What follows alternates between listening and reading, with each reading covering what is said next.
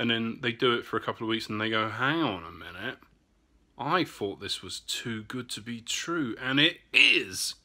So I had a comment recently asking me my opinion on the recent BBC documentary called The Teens Taking on Deliveroo. So I'm starting to watch it, and I'm just going to make a few observations as we go. And I think I'm up to the 4-minute mark, and there's a couple of things that I wanted to say. I will preface everything I say, absolutely everything, with I think it's commendable that there are people out there prepared to fight for what they want. And it's extra specially good that it's young people doing it. But to take something to court, I think is commendable, especially as they are younger people. However, and it's a big however, it doesn't just detract from the fact that I think it's great what they're doing, but it's absolutely, at the 4-minute mark, it's absolutely no different from any other person taking on Deliveroo with everything which has happened before.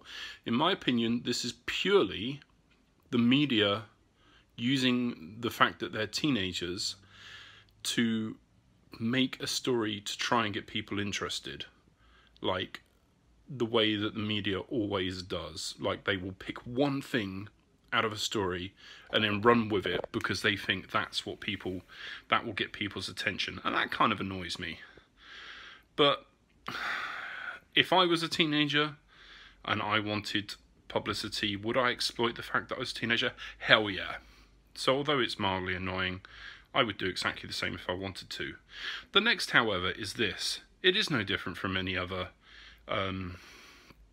person claiming that we're not self-employed, that we have rights. And I'll make notes as I go through this, but I'm just up to the point where he's going through his kit, and I don't know at what point he's going to say about this. But the fact is, most of the things he's talked about are tax deductible. So that would come off of his profit. That would come off of his tax deduction. Capital investments, you get a percentage of it devalues over time, so you can claim for a percentage of that. I think a capital investment is something which lasts over 2 years. But other things he's talking about, one, it's a capital investment. It's his. It's not like he's only going to use that for Deliveroo.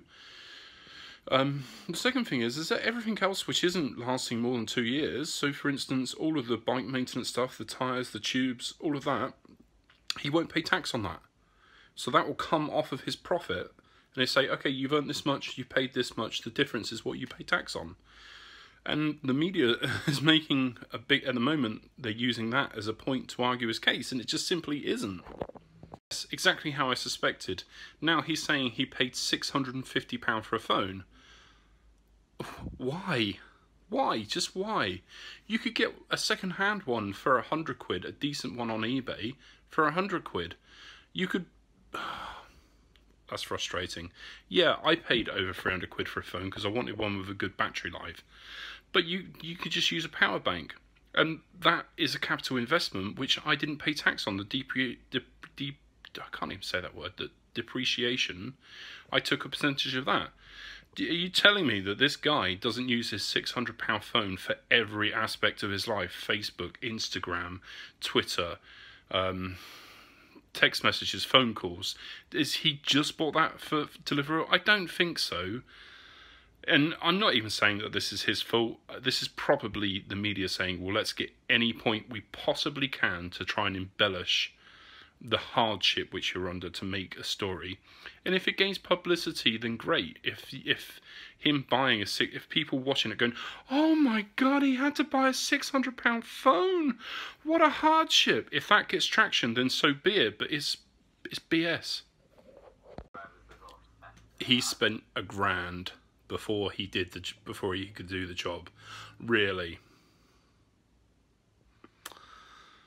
I think not. So, this guy is being taken for a ride by Deliveroo.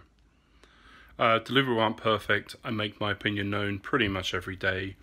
But here's the thing, and I've said this before last year. Deliveroo go, hey, you can make such and such per hour or per drop. You can work when you want. You don't need a CV. You don't even need an interview. You can just have a job. And people go, yeah.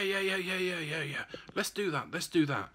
And then they do it for a couple of weeks and they go, hang on a minute. I thought this was too good to be true. And it is. I've been cheated. What? They aren't perfect, yeah. But you have a contract. Read it. Find out what other people are saying. Don't just go, oh, this is great. I'm going to earn such and such. And I can earn such and such. Oh, wait, I'm not going to earn it every week, every month of every year. Oh, I'm not an employee. No. But you should have been aware of that before you started. Is anyone surprised that a company is trying to take advantage of the gig economy? Is anyone surprised about that? It's a government legislation thing. If the government says that people can do it, then how is this guy being taken for a ride if he was aware of all of these things beforehand? Went, yeah, okay, yeah, let's do it. Oh, is that the deal? Okay, we'll go along with it. What, I have to pay for my own gear? Okay, I don't like that, but yeah, okay, we'll go along for it. Oh, I have to buy a £600 phone? No. Yeah, we'll go along with it. A month later, oh, hang on a minute, I don't like this anymore. I'm going to go and get a solicitor and use the fact that I'm a teenager to get media attention. Like I say, it's everyone living. I try to live by live and let live. I really do. And as I've said before, I think it's great that this guy is not happy with it and he's doing something about it. But I suppose I'm more annoyed at BBC than this guy for saying these things, because I don't know. Anyway, let's watch the end and see what I think. Okay, so it looks like in Brighton, from what this guy's saying, and I don't know if it's true, but it looks like he's been forced to change over from per hour to per drop. If that's true, then I would say that isn't cool, because that isn't what he signed up for. But the next point he's making is, I'm ready for work, I'm ready to go, and I don't get orders. But the other side of that is Deliveroo has grown incredibly quickly, and it's a new style of company that has been able to grow quickly by reducing its costs. So to every positive, there is a negative. If they had gone down, oh yeah, everyone's employees, let's give them holiday and sick pay, and everything was more expensive, then the chances are the company wouldn't have been successful. For every victim, there's going to be 10 people who make a good profit out of Deliveroo. That's my opinion. There could be hate comments after that, but that's just my opinion. I've done well out of Deliveroo and I'm happy. I don't have a family, but we're talking about teenagers here. Okay, a teenager could support a family. That was not a fair comment, but it's one of the reasons why I like per drop now. I changed over from per hour to per drop is this. I like being in control, having the incentive of working harder and getting extra money. But the simple fact is, if we don't work, it's not only us that isn't getting paid, it's Deliveroo that isn't getting paid too. So it's, what's the word, symbiotic relationship, where one requires the other. Like, you can think of Deliveroo a bit like a parasite that needs us to live, and we need them to make money, so our success is tied with theirs. But if it is correct and this guy was forced to change, then that does kind of suck. But at the end of the day, he is welcome to look for another job. And if there isn't one available, then that could have been one of the reasons why he accepted that job. Is that Deliveroo's fault that there aren't other jobs available and he was desperate and took this? A Deliveroo taking advantage of this desperation? That is possible, but I don't know. I think it's more of a government legislation issue than a Deliveroo issue, but let's keep watching. I'm not angry, I'm just passionate and frustrated at the media, but let's watch the rest of this. Here you go. Perfect example of just a mistake.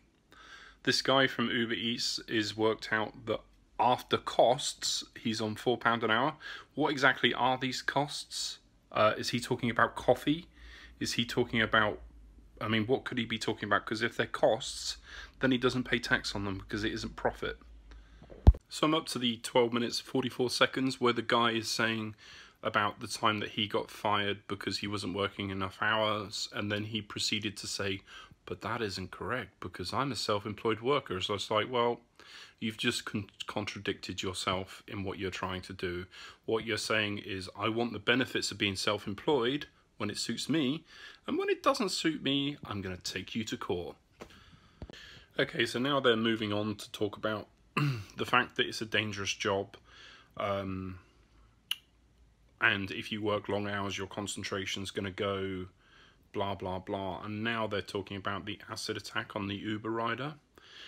And this is more of a final thought, but Deliveroo are perhaps a victim of their own success. Think about it. Would anybody care less if this guy who had the acid attack on him was just a small franchise pizza delivery guy? If the news headline read,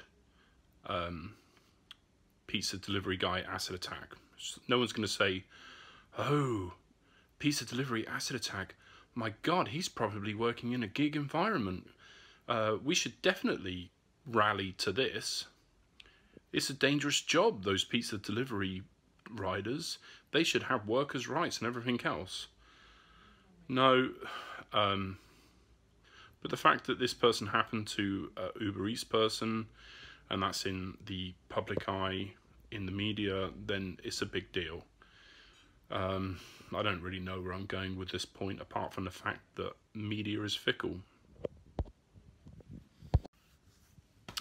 This guy is a great example of the dangers of the job. No, just no. It's just somebody in society had something bad happen to them. Oh, Jesus. If you live in a town, the chances are there's going to be lots of horrible people there. I have to deal with horrible people every day. It's not because I work for Deliveroo. It's because there's horrible people in the town. Again, this is a government or police issue. This isn't the fact that he works for Uber Eats and that's why it happened to him. Yeah, he was out there because he was working, but so what? He could have been out there doing anything. He could have been going to the shop, going to the pub, whatever. It just happened. Right, I'm going to finish this now because I'm getting annoyed now. The long and short of it is, if we were employees, let's start off with Uber, not Uber Eats, Uber.